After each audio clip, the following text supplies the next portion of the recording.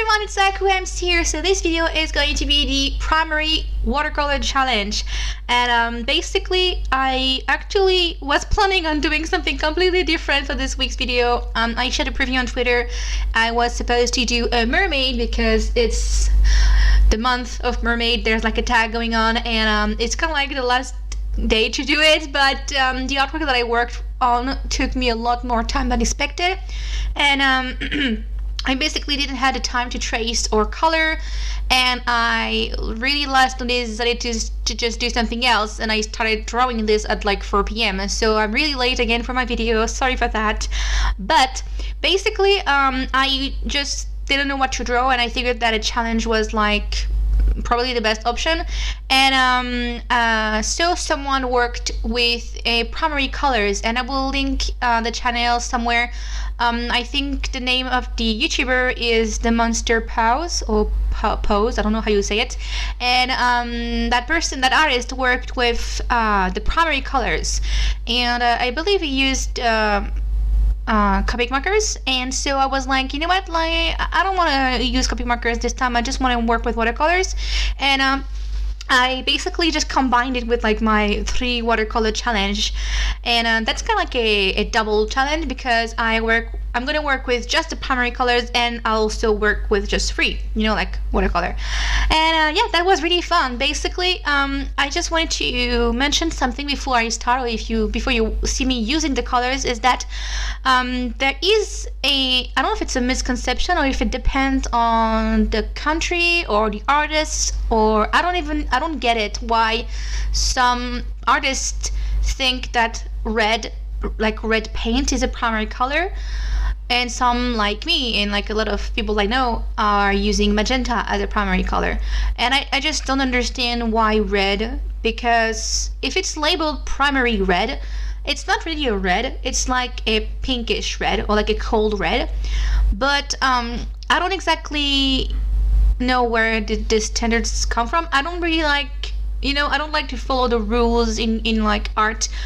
I just realized that when I was basically working on the painting that using red wasn't working at all. I did like some little swatches and it wasn't working. It was super muddy, so I picked a pink.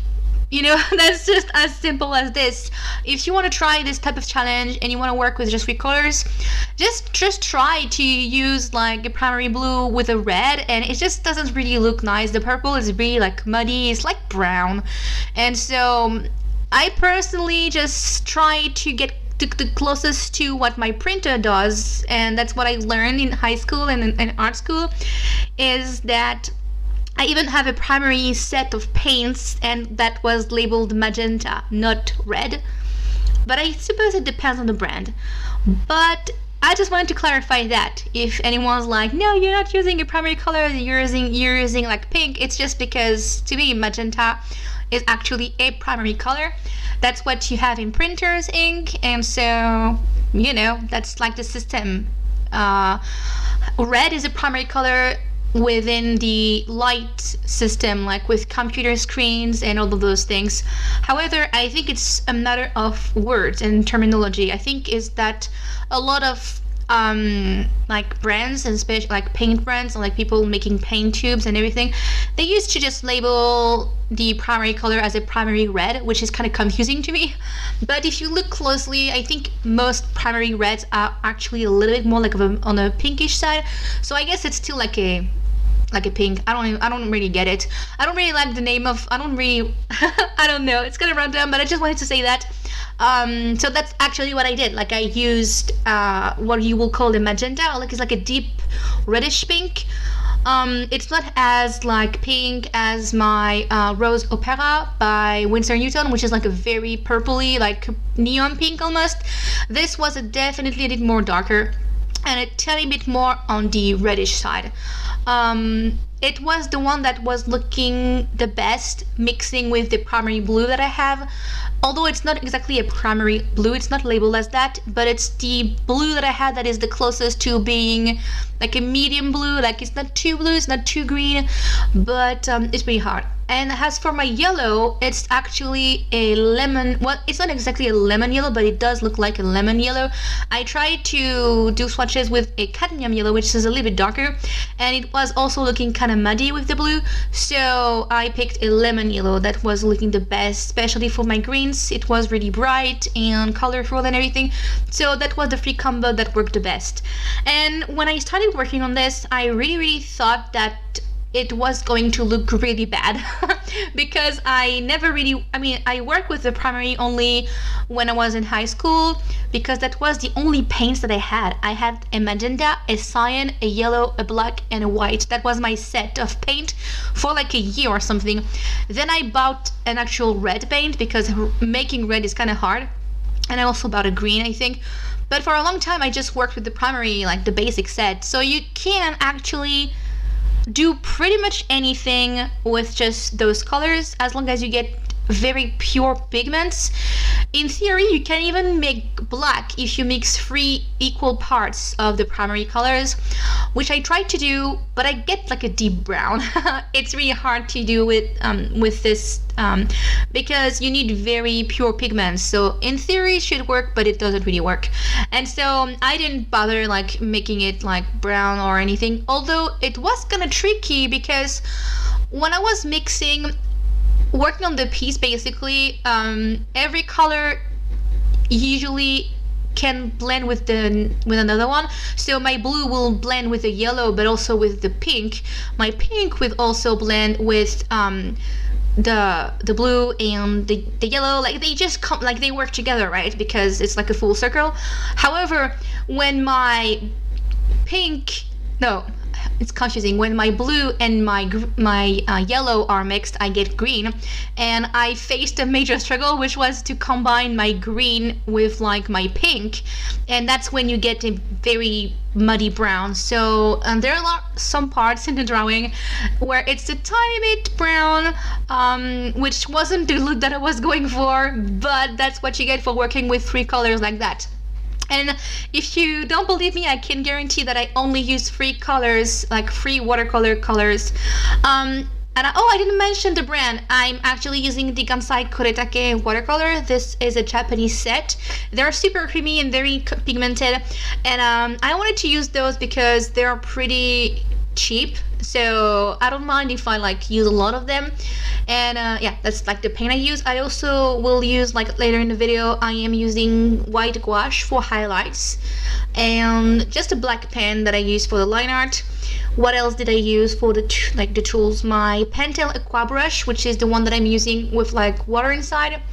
And I also used just like I did like 90% of the shading with the same brush.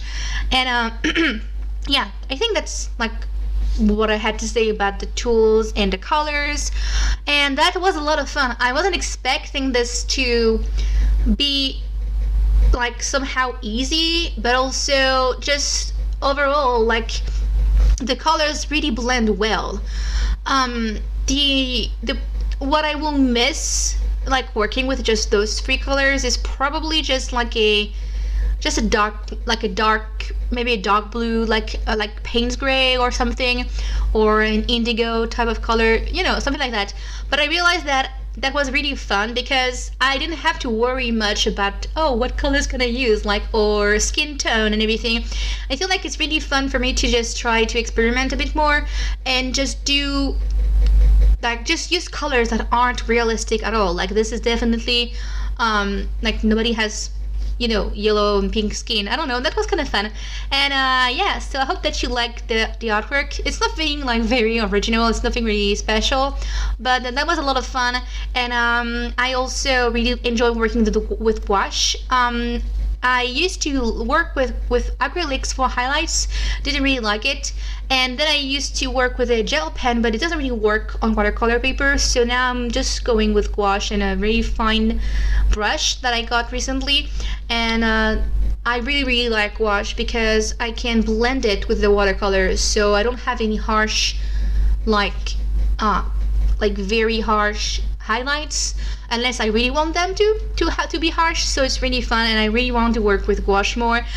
But Yeah, I think that's pretty much what I had to say about the artwork. Like I said, it's just like for fun, and I really like the outcome.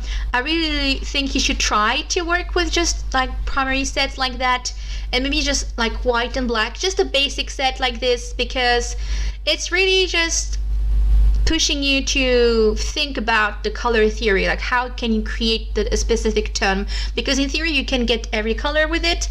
And so that was a lot of fun, and you wouldn't expect that I just used free colors, but I did just use free. And so yeah, I think that is pretty much it for the video. I hope you enjoyed it.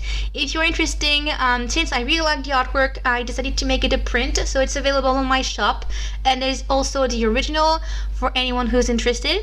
And yeah, I think that will be pretty much it for the video. If you have any question about the artwork or the tools or anything, just post a comment below and I will be able to answer. And yeah, I think that will be it. So thank you for watching, guys, and I'll see you next week. Bye bye.